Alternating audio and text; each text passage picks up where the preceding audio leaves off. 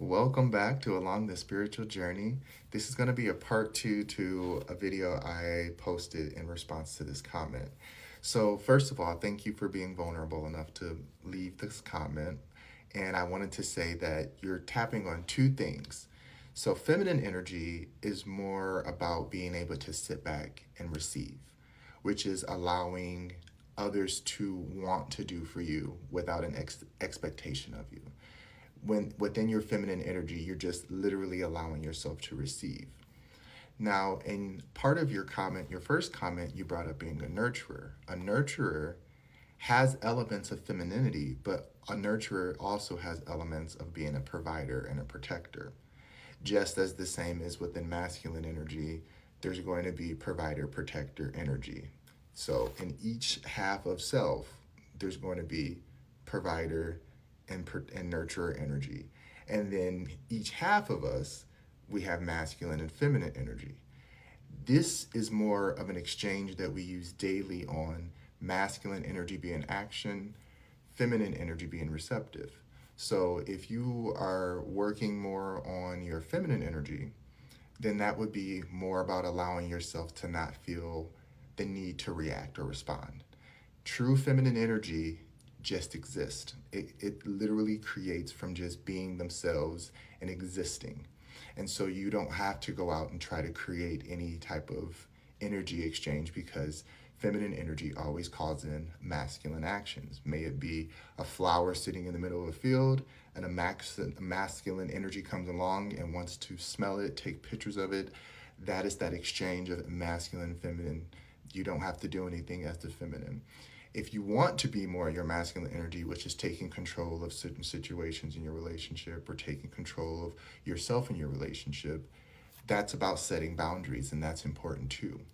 But I wanted to be clear, even if your partner can make you feel safe and make you feel like you can be soft, still remain in your energy to be hard when necessary, right? You don't want to give away your autonomy. That is the most important thing I want people to remember when it comes to masculine and feminine energy. That's a play on I'm okay with you feeling this way and representing this energy if it makes you feel better, and vice versa. But if there's ever a time when you need to step into your masculine energy to protect your partner's feminine energy, may it be male or female, in your case, you said male, then you would know when they're being soft or tender and they need you to be there for them.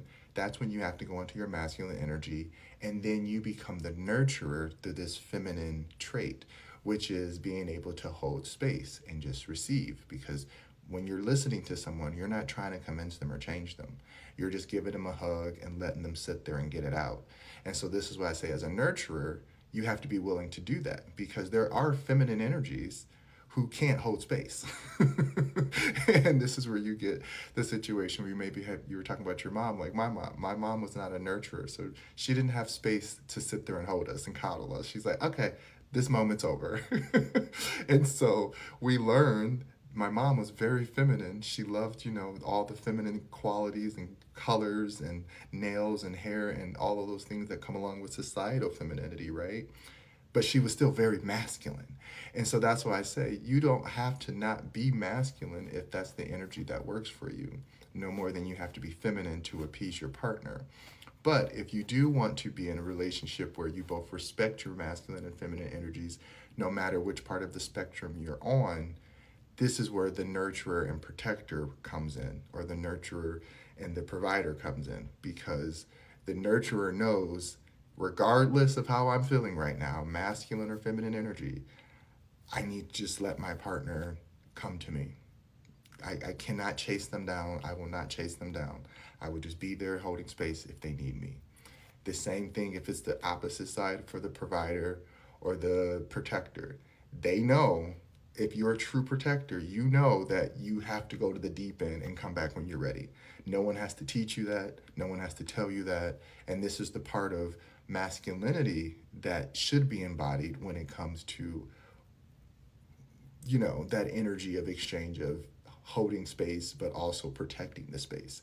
Because when you're a protector of the space, you're still holding space as well, but your main primary outlook is not what's going on inside, it's what's going on outside, to make sure whatever's going on inside remains peaceful. And so I hope this makes sense. I'm trying not to make it too convoluted, but I wanted to just make sure I differentiated between feminine energy and nurturing energy. Feminine energy is how you like to express your body, your spirit, your expressions, all of that. Masculine energy is how you, again, like to show up in the world, how you like to express that feminine energy, how you like to walk into a room with that feminine energy. A protector is more so anybody of any creed who just wants to make sure everyone's good, right?